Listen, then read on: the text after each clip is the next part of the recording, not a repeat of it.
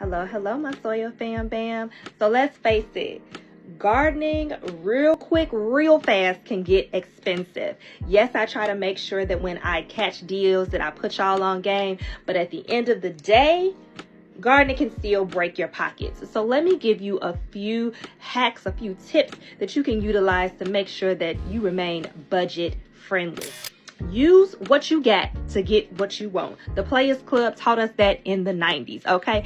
And it still reigns true to this day. Upcycling.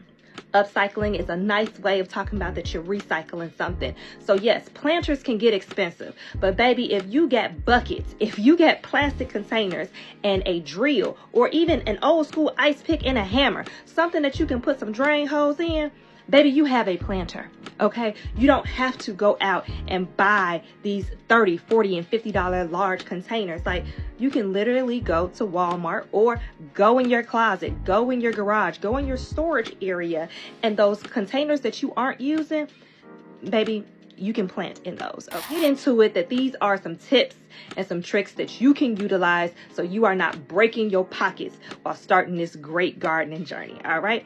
Hope this was helpful to you. Happy growing, my loves.